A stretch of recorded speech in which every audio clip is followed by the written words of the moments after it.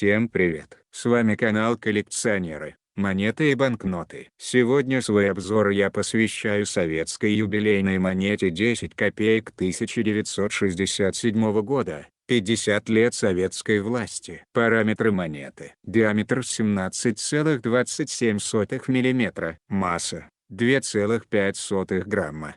Толщина 1,4 мм. Сплав медно-никелевый. Гурт рифленый. Монетный двор отсутствует. Тираж монеты 50 миллионов штук, в том числе 211 250 качества АНС, реализовывались в наборах монет этой серии. Дата выпуска монеты 1 октября 1967 года. Аверс монеты. В левой части поля герб СССР с 15 витками ленты, от которого расходятся в стороны символические лучи. С правой стороны изображение обрамлено выступающей линией, еще правее стилизованно изображена летящая ракета с тянущимся за ней шлейфом сгорающего топлива в виде дугообразной линии. Поверх правой части рисунка крупно изображены даты 1917 и 1967, расположенные одна под другой. Реверс монеты. На переднем плане стилизованно изображен монумент покорителям космоса.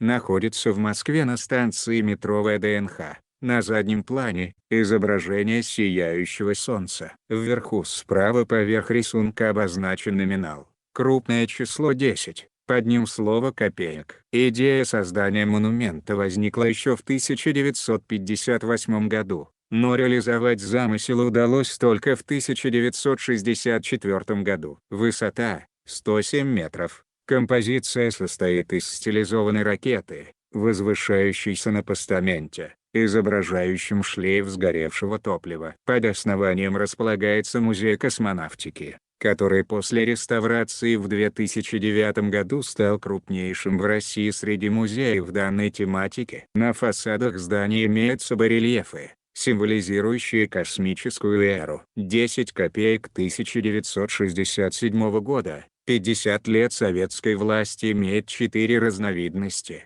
2 из которых пробные в обращении не встречаются. Начнем с обычной стандартной монеты. Выпуск для обращения отличается слабой проработкой деталей. На монетах без следов износа допускается наличие и 2 заметных царапины из обоин, появившихся от хранения в мешках. Средняя цена стандартной монеты 10 копеек 1967 года, 50 лет советской власти, составляет 100 рублей. Вторая разновидность коллекционного исполнения АНС. Выпуск улучшенного качества для коллекционеров. Отличается более четким рельефом и полным отсутствием дефектов, касающихся мешкового хранения монет, а также глянцевой, но не зеркальной, поверхностью и рисунком. Реализовывались в наборах монет, посвященных 50-летию советской власти. Набор в целлофановой герметичной запайке включал в себя номиналы 10, 15, 20, 50 копеек и 1 рубль,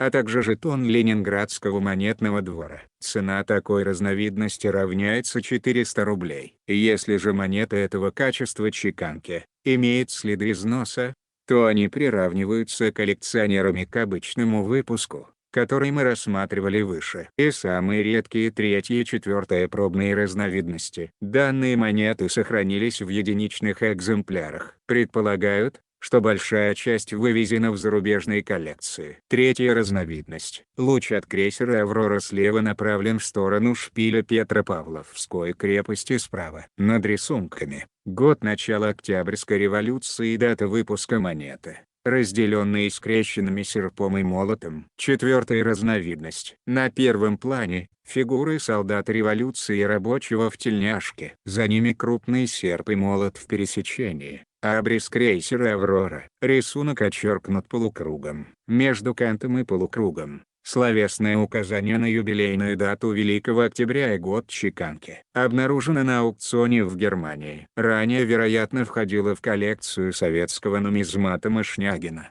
Цены пробных экземпляров 3-й и 4-й разновидности составляют от 2 миллионов рублей. Напоминаю, что цена монеты зависит от сохранности, и она может быть как выше, так и ниже указанных здесь цен. Всем спасибо за внимание. Подписывайтесь на канал. До скорых встреч!